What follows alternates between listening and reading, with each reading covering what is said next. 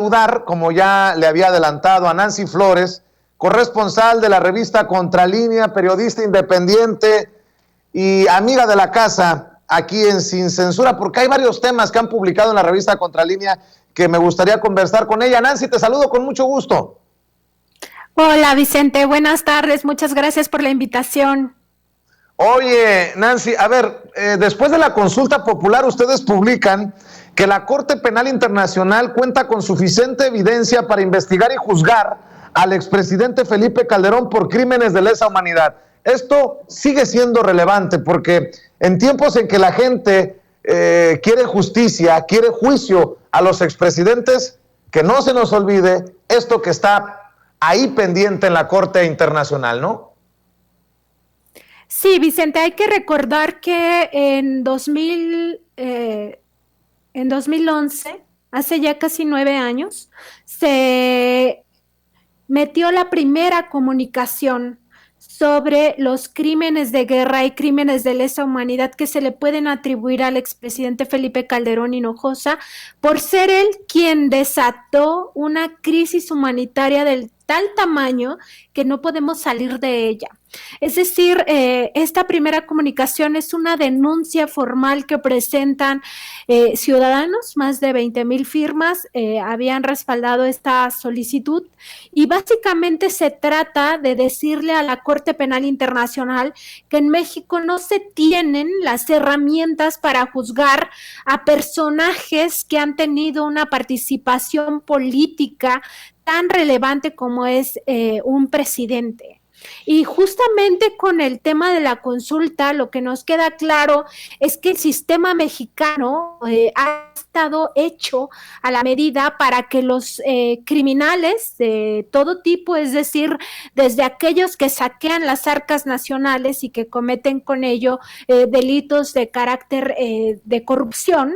hasta los que cometen crímenes de lesa humanidad, tienen asegurada su impunidad, ¿no? En este caso estamos hablando de un expresidente que declaró una guerra, supuesta guerra contra el narcotráfico, que en realidad es una guerra, como todos lo hemos visto a lo largo de este tiempo, una guerra que benefició a uno de los cárteles, que es el cártel de Sinaloa. De hecho, hay evidencia, hay hasta un exsecretario de Seguridad Pública que está siendo enjuiciado en Estados Unidos por su asociación delictuosa con el cártel de Sinaloa. Precisamente estamos hablando de Genaro García Luna, quien fuera uno de los principales motores de la supuesta guerra contra el narcotráfico. Entonces, lo que nosotros evidenciamos en este trabajo, además, es un tema que hemos estado ya publicando desde el año pasado, que no se nos olvide que existe esta comunicación que está en la Corte Penal Internacional, más bien estas comunicaciones, porque son varias, donde se agregan mucho más evidencias, y entre las evidencias, fíjate, Vicente, que hay cosas muy interesantes, entre otras las,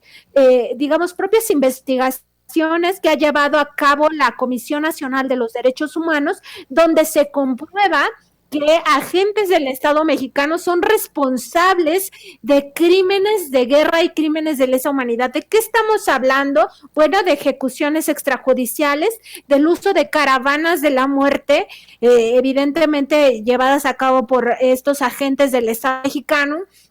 de hechos de tortura, de desaparición forzada, entre otros crímenes graves contra la humanidad, contra los derechos humanos. Entonces, es muy importante entender que si en la justicia mexicana no existen las condiciones para juzgar a los responsables de esos crímenes de guerra y crímenes de lesa humanidad, existen instancias internacionales, y en este caso sería la Corte Penal Internacional, donde ya hay denuncias presentadas, donde ya existen los antecedentes, donde ya hay un expediente, y lo único que falta es que la Corte pues se pronuncie al respecto, que se pronuncie sobre este tema. Así es, y sobre